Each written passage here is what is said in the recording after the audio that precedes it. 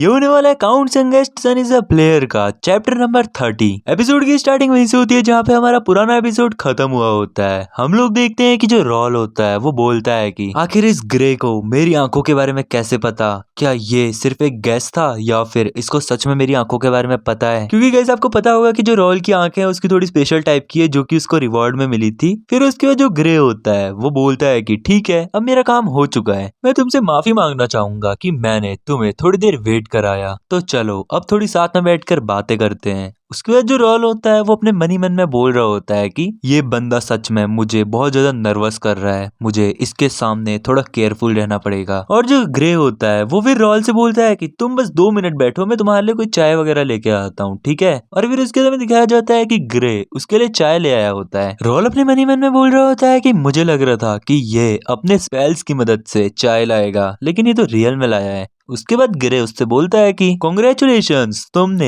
Academy के test में सबसे टॉप स्पॉट पाया है, यानी कि तुम टॉप पे हो। तुम्हारी जो परफॉर्मेंस है वो सच में बहुत ज्यादा एक्साइटिंग थी और तुम्हारी परफॉर्मेंस को देखकर मैं तुमसे कुछ क्वेश्चंस पूछना चाहता हूँ। प्लीज तुम मेरे सामने नर्वस मत होना। वही जो रॉल होता है वो अपने मन ही मन में बोलता है कि मैं इस ग्रे से सबसे पहले टेस्टिंग साइट पे मिला था और उसके अलावा मैं इससे कभी भी नहीं मिला, और जहाँ तक मुझे लगता है मैंने इसके सामने कोई भी एक्स्ट्रा ऑर्डिनरी चीज नहीं करी। तो आखिर ये मुझसे मिलने के लिए इतना क्यूरियस क्यों होगा और आखिर ये मुझसे क्या क्वेश्चन पूछने वाला है। और फिर उसके बाद रॉल ग्रे से बोलता है कि मैं सुनकर बहुत ज्यादा आश्चर्यचकित हुआ कि आपके जैसा एक ग्रैंड सेज आखिर मेरे बारे में जानने में इतना क्रूशियस क्यों होगा। फिर उसके बाद जो ग्रे होता है वो रॉल से पूछता है कि हे रॉल, तुमने क्या एक ऑर्गेनाइजेशन के बारे में सुना है जिसका नाम है इंपीरियल हाउंड। फिर उसके बाद ग्रे बताता है कि आज से 50 साल पहले ये जो कनेक्ट वर्ल्ड का कॉन्टिनेंट है इसमें बहुत ज्यादा केओस आ गया था, क्योंकि जो क्रेनन एम्पायर वाले थे उन्होंने यहाँ पे इन्वेजन कर दिया था।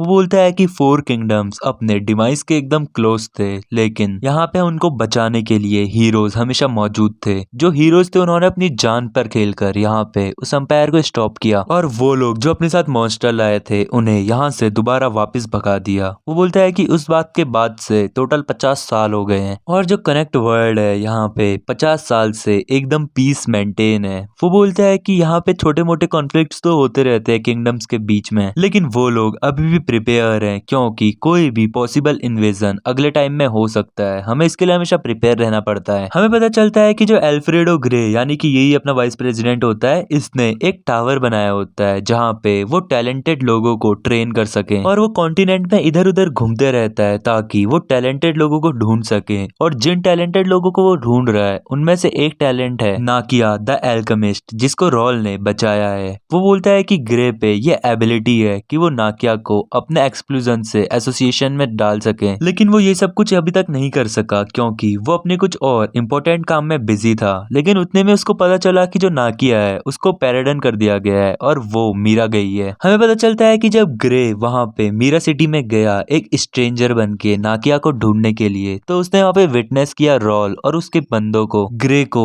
रॉल और उसके बंदों में बहुत ज्यादा जेनरसिटी दिखी और उसने फिगर आउट कर लिया truth behind the imperial hound conquest. वो बोलता है कि असली फैक्ट तो ये था कि जो रॉल था उसने वहां पे अच्छा काम किया, लेकिन जो रैंडल वाले थे उन्होंने उस काम का एडवांटेज ले लिया। ग्रे को ये भी पता चल जाता है कि वहां पे उन जितने भी किडनैप हुए लोगों को बचाया होता है वो रॉल ने बचाया होता है, लेकिन रॉल ने वहां पे अपना नाम नहीं मेंशन किया होता है क्योंकि वो बाकी सारे एम्पायर्स की अटेंशन को अवॉइड करना चाहता था, और इसलिए जो रैंडल वालों थे उन्होंने उस बात का फायदा उठा लिया और पूरा क्रेडिट रैंडल वाले ले गए। ग्रे ऐसा भी रियलाइज करता है कि वो बहुत ज्यादा यंग है और उसको अभी फ्यूचर में बहुत ज्यादा प्रिपरेशन करनी है, और वो फालतू का ऑनर नहीं बटोरना चाहता है, उसको कोई भी कंपनसेशन नहीं चाहिए। और ग्रे को रियलाइज होता है कि जो रॉल है वो परफेक्ट मैन है इस वर्ल्ड का हीरो बनने के लिए, और जो ग्रे होता है वो रॉल को काफी क्लोज से महसूस करना चाहता है। और हमें भी पता चलता है कि रॉल की ही वजह से जो ग्रे होता है वो इस साल अकेडमी में आया है, और हमें पता चलता है कि जो रॉल है उसको अभी तक इस बारे में नहीं पता और उसको फ्यूचर में ये सब कुछ पता चलेगा। देखो दोस्तों, मैंने आपको भी जितनी भी बातें बताई ना कि जो ये नाकिया एल्केमिस्ट है वो ग्रे को चाहिए होती है, और साथ ही साथ ग्रे को रॉल पसंद आ गया होता है, ये सारी बातें हमको ऑथर बता रहा है। रॉल को भी तक ये सब कुछ नहीं पता। रॉल को भी सिर्फ इतना पता है कि जो ग्रे है वो एक स्ट्रेंजर है और एक ग्रैंड सेज है जो कि इस साल उनकी अकेडमी का वाइस प्रेसिडेंट है। सिर्फ इतना पता है। आप इस पीओवी से बाकी स्टोरी समझना, ठीक है। फिर उसके बाद जो रॉल होता है वो बोलता है कि मुझे नहीं पता कि आखिर मैं अभी यहाँ पे क्या कर रहा हूँ, लेकिन मुझे इनके सामने थोड़ा शार्प रहना पड़ेगा। वो अपने मन ही मन में बोलता है कि इंपीरियल हाउंड, मुझे भले इस बारे में पता हो या ना पता हो, लेकिन मैं आखिर इनके सामने कैसे रिस्पॉन्ड करूं। रॉल अपने मन ही मन में ऐसा भी बोलता है कि जो ग्रे है वो कॉन्स्टेंटली क्वेस्ट जनरेट करता है रिलेटेड टू द क्रेनन एम्पायर। वो बोलता है कि मुझे ये सब मेंशन नहीं करना चाहिए अभी तक। उसके बाद ग्रे रॉल से बोलता है कि ठीक है, तुम इस बारे में बहुत ज्यादा कॉशियस हो रहे हो। अगर कोई और तुमसे ये क्वेश्चन पूछता और तुम उसके सामने ऐसे ही साइलेंट रहते जैसे तुम अभी हो, लेकिन तुम्हें मेरे सामने ये सब कुछ नहीं करना चाहिए। क्या तुम्हें पता है तुम्हारे लिए ये सब कुछ हैंडल करना बहुत ज्यादा डेंजरस है। और फिर उसके बाद ग्रे उसे बताता है कि